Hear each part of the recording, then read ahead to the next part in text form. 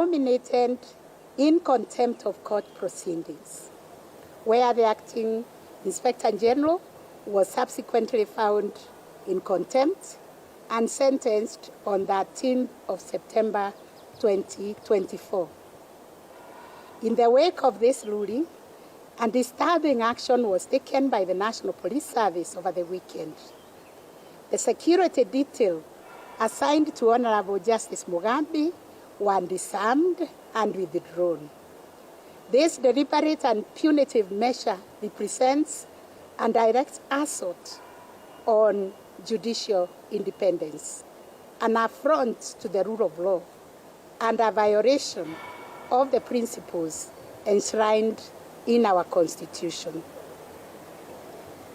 Article 160 of the Constitution unequivocally protects judicial independence, stating that the judiciary is subject only to the Constitution and the law and shall not be subject to the control or direction of any person or authority.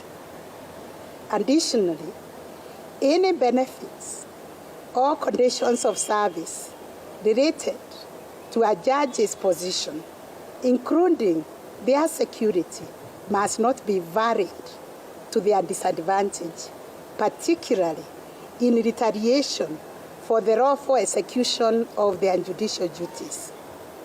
Security for judges is an accrued benefit that cannot be withdrawn whimsically. The act of withdrawing the security of a sitting judge following a judicial decision that displeased certain authorities is deeply concerning.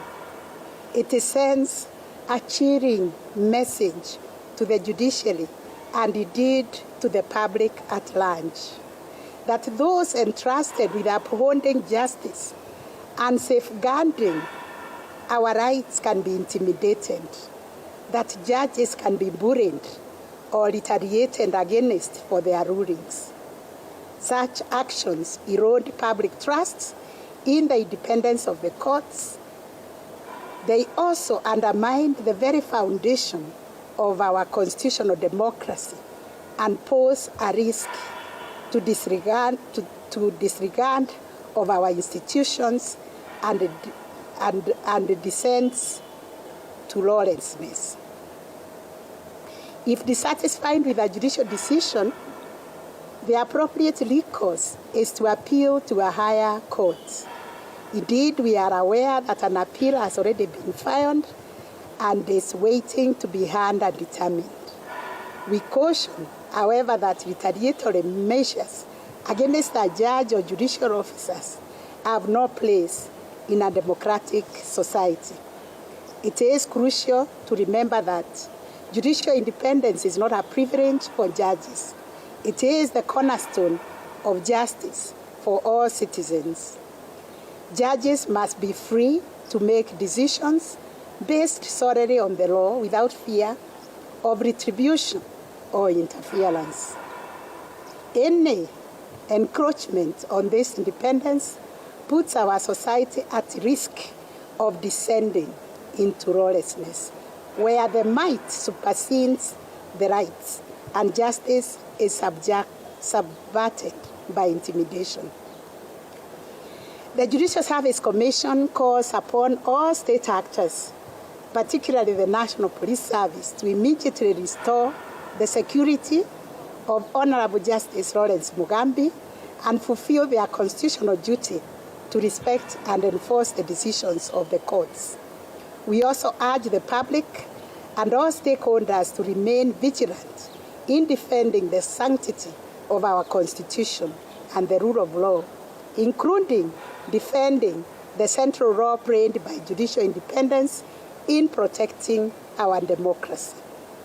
We take this opportunity to reassure Kenyans that the judiciary will continue to stand firm in protecting human rights, liberties, and the rule of law. Additionally, the Judicial Service Commission strongly condemns this act of intimidation and assures judges, judicial officers, and staff that the independence of the judiciary is guaranteed under the Constitution, and the Commission is resolute in defending it.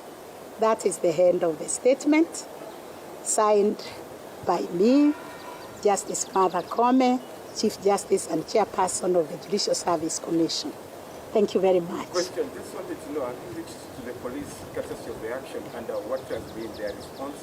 And when exactly, you said over the weekend, when exactly were the police withdrawn and they announced? Justice Lawrence Mugambi is entitled to a police driver and a bodyguard. Those two personnel were withdrawn yesterday. They were disarmed and withdrawn, told to report to their headquarters. All our efforts to get in touch with them to restore the personnel to Justice Mugambi were unresponded to. But because we work together under NCAJ, we all serve Kenyans. All the arms of government function together for the service of Kenyans. We continue to talk to them and tell them to restore immediately the security of the Honorable Justice Mugambi. My question is, other than issuing a statement and condemning whatever has happened, what is the DSC planning? These rights cannot just be withdrawn whimsically, as we have said. The security of a judge are tools of trade. They are not just given by the IG. They are given by the Constitution. It is a process that goes through Judicial Service Commission and SRC, and they cannot wake up one morning and just withdraw. Therefore, we are appealing